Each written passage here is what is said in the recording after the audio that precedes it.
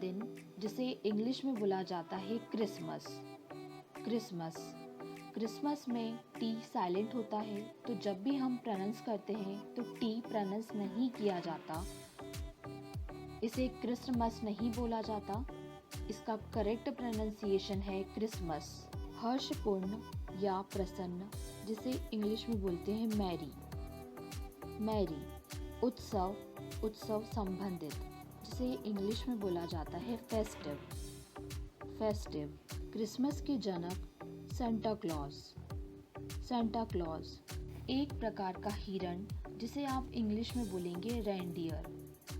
Reindeer ईसाई भजन जिसे आप इंग्लिश में बोलेंगे कैरोल्स।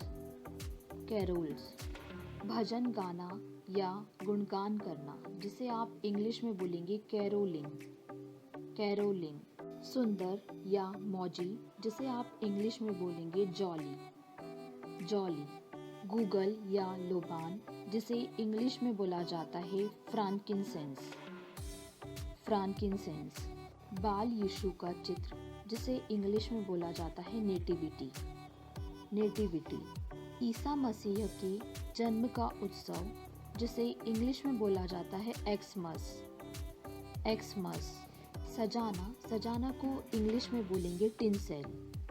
टिनसेल मौजा या फिर लंबा मौजा जिसे आप इंग्लिश में बोलेंगे स्टॉकिंग। स्टॉकिंग ईसा मसीह जिसे आप इंग्लिश में बोलेंगे जीसस। क्रिसमस वृक्ष जिसे आप इंग्लिश में बोलेंगे क्रिसमस ट्री। क्रिसमस ट्री लाठी जैसी दिखने वाली चॉकलेट जिसे आप इंग्लिश में बोलेंगे कैंडी कैन। कैंडी कैन बेपहियों की गाड़ी या ऐसी गाड़ी जिसमें पहिए नहीं होते उसे इंग्लिश में बोला जाता है स्ले।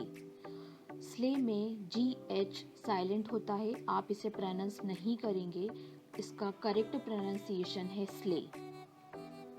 जादुई परी जिसे इंग्लिश में बोला जाता है एल्फ। एल्फ कल्पित बौने जिसे इंग्लिश में बोला जाता है एल्व्स।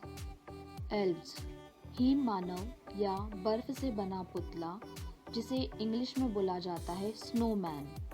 स्नोमैन एक प्रकार का सदाबहार वृक्ष जिसे आप इंग्लिश में बोलेंगे हॉली। हॉली सजावट जिसे आप इंग्लिश में बोलेंगे डेकोरेशन। डेकोरेशन फूलों का हार जिसे आप इंग्लिश में बोलेंगे रित। रित